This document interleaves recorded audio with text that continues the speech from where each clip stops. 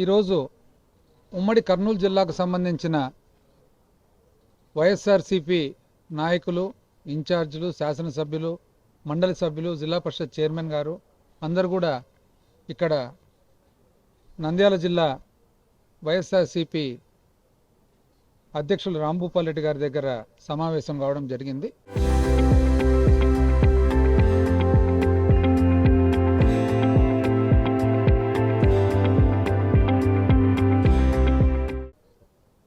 So ప్రధానమైన కారణం ఏమంటే, అందరికి తెలిసిన విషయమే, చాలా వెనుకబడిన ప్రాంతము రాయలసీమ. ఆంధ్ర రాష్ట్రంలోనే కాదు, యావత్ భారతదేశంలోనే అతి తక్కువ వర్షపాతము, అదేవిధంగా చాలా పేదరికం. వర్షం లేనందువలన, నీళ్ళ వసతి లేనందువలన వ్యవసాయము ఇబ్బంది అయ్యి రైతులందరూ కూడా ఎప్పుడు కూడా దుర్భర పరిస్థితుల్లో ఉండే ప్రాంతము రాయలసీమ. అయితే వివిధ ప్రాంతాలకు నీటిపారుదల కోసము ఎన్నో ప్రాజెక్టులు, డ్యాములు కట్టడం జరిగింది.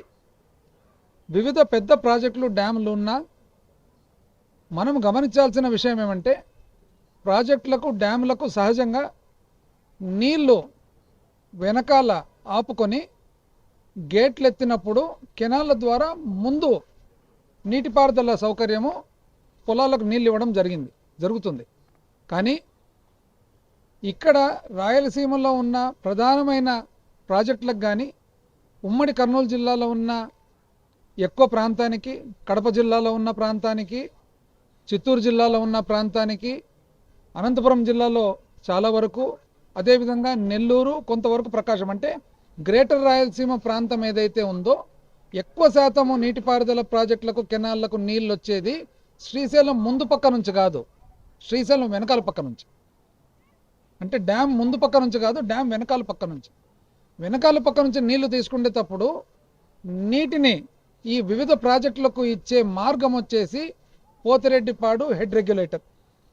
పోతిరెడ్డిపాడు అనే ఒక గ్రామం దగ్గర ఉండే హెడ్ రెగ్యులేటర్ ఏదైతే ఉందో ఆ పెద్ద కెనాల్ ద్వారా వివిధ రాయలసీమకు చెందిన ప్రాజెక్టులకంతా కూడా ఎక్కువ శాతం నీళ్ళు ఇవ్వడం జరుగుతుందన్నమాట. అయితే రాష్ట్ర పునర్వ్యవస్థీకరణ జరిగిన తర్వాత వివిధ రాష్ట్రాల్లో కృష్ణానది జలాలు వాడుకుంటుంటే అందులో భాగంగా పక్క రాష్ట్రమైన తెలంగాణ వాళ్ళు కూడా వాళ్ళ ప్రయోజనాల కోసము వాళ్ళ ప్రాజెక్టులు వాళ్ళు నిర్మించుకుంటూ ఉన్నారన్నమాట. ఈ నేపథ్యంలో ఆ ప్రాజెక్టులన్నీ కూడా పూర్తయితే రాయలసీమ ప్రాంతానికి విపరీతమైన ఇబ్బంది కలిగే పరిస్థితి ఏర్పడింది.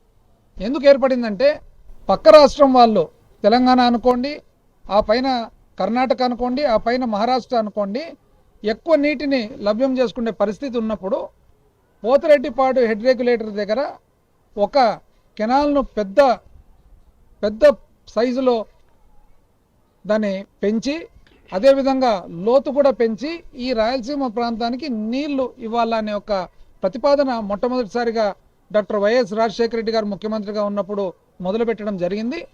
అంతకంటే కూడా ఇంకా పెద్దగా పెడితే కానీ ఇప్పుడున్న పరిస్థితులకు సరిపోదని జగన్మోహన్ రెడ్డి గారు ముఖ్యమంత్రిగా ఉండగా ఇంకా పెద్దగా చేసేదానికి ఈ రాష్ట్ర ప్రభుత్వం పూనుకుంది. అయితే ఈ మధ్య కాలంలో పక్క రాష్ట్రం తెలంగాణలో అసెంబ్లీ సమావేశాల్లో భాగంగా రాష్ట్ర ముఖ్యమంత్రి, అక్కడి ముఖ్యమంత్రి రేవంత్ రెడ్డి గారు ఒక చాలా వాళ్ళ రాష్ట్రానికి సంబంధించిన నీటిపారుదలకు సంబంధించిన ఒక డిబేట్లో మనకు ఎంతో ఇబ్బంది కలిగే పరిస్థితి ఉన్న ఒక స్టేట్మెంట్ ఇవ్వడం జరిగింది. ఏమన్నారంటే, రాయలసీమ లిఫ్ట్ ద్వారా వీళ్ళు నీళ్లు ఆంధ్రప్రదేశ్ రాష్ట్రము తీసుకునే ప్రతిపాదన ఏదైతే ఉందో, నేను 4 గోడల మధ్యలో చంద్రబాబు నాయుడు గారితో మాట్లాడడం జరిగింది, ఆ పనులు ఆపేయడం జరిగింది. ఇది నేను నా రాష్ట్రానికి చేస్తున్న ఒక గొప్ప సహాయము, ఒక హెల్ప్. ఇది ఒకవేళ నేను చెప్పేది తప్పంటూ అయింటే మీరు నిజ నిర్ధారణ కమిటీ వేయండి, వివిధ పార్టీల వాళ్ళని వేయండి, వాళ్ళు పోయి రాయలసీమ లిఫ్ట్ దగ్గర చూసుకొని రండి, పని ఆగిందా లేదా అని. ఈ సంచలనమైన స్టేట్మెంట్ ఏదైతే ఉందో ఆ స్టేట్మెంట్కి ఇంతవరకు కూడా తెలుగుదేశం పార్టీ నుంచి కానీ, ఇక్కడ రాష్ట్ర ముఖ్యమంత్రి కానీ ఒక్కరు కూడా ఇది అసత్యం అని చెప్పి ఒక్కరు కూడా బయటికి రాలేదు. అంటే అర్థమేమి, ఇది సత్యం అని.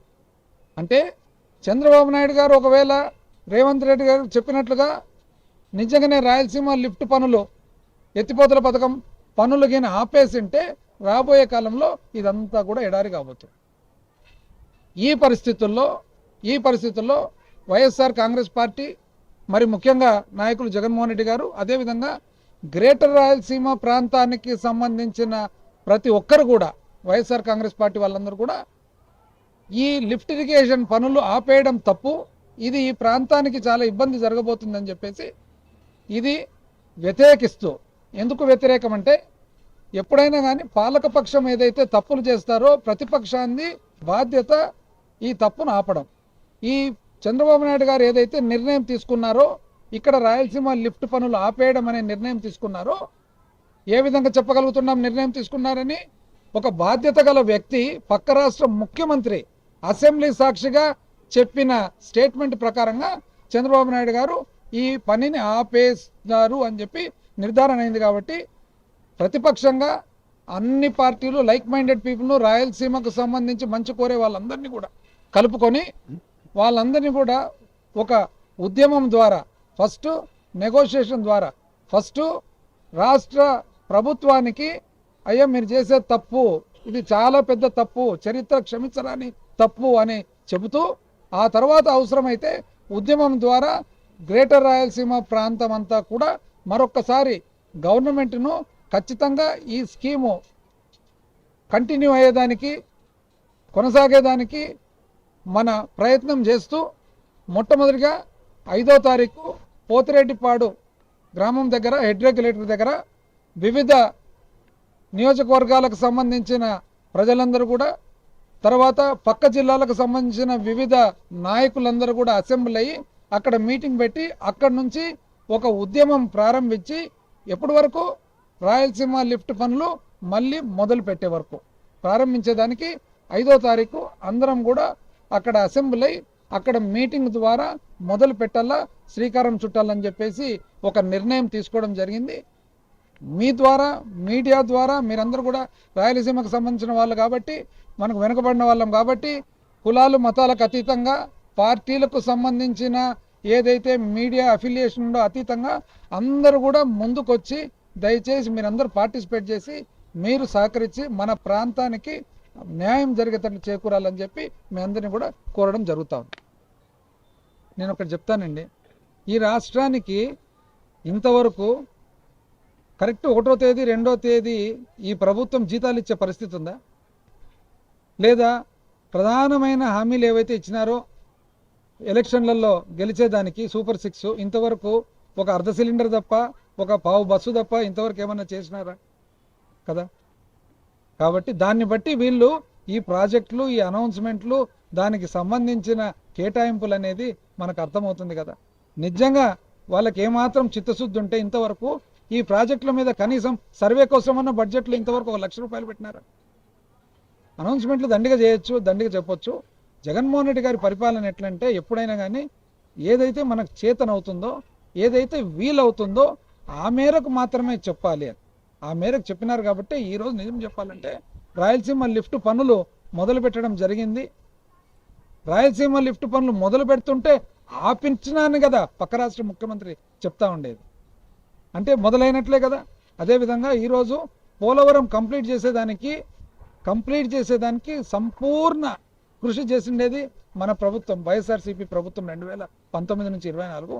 అదేవిధంగా వివిధ ప్రయారిటీ ప్రాజెక్ట్స్ తీసుకొస్తూ వేదవతి కానీ గుండ్రేవల కానీ ప్రతి ఒక్కరు కూడా 1 by 1 ఫస్ట్ ప్రయారిటీ వచ్చేసి ఆర్ఎల్ఎస్ ద్వారా ఫస్ట్ వాటర్ తీసుకోవాలా, ఎగ్జిస్టింగ్ కెనాల్ సిస్టమ్స్కు వాటర్ ఇవ్వాలా, ఆ తర్వాత 1 by 1 టేకప్ చేయాలనేది ఒక ప్రణాళిక. అయితే ఏది ఏమైనా కూడా మనమేమి ఇది పెద్ద చర్చ అవసరం లేదు. ఏ బస్ స్టాండ్లో ఏ రైల్వే స్టేషన్లో రాయలసీమ ప్రాంతంలో మీరు పోయి అడిగినా కూడా రాయలసీమ కోసం పాటు పడినది రాజశేఖర్ రెడ్డే, రాయలసీమ కోసం పాటు పడినది జగన్మోహన్ రెడ్డే, రాయలసీమ కోసము ఏమాత్రం ఎప్పుడన్నా పాటు పడినాడా అసలు చంద్రబాబు అనేది ఏ బస్ స్టాండ్ అడిగినా చెప్తారు. కాబట్టి ఇంత చర్చ కూడా అనవసరం. Local to global news at your finger tips, మీ చేతిలో ఒక ఆయుధం. Download Raw TV app. Media legend Ravi Prakash is back.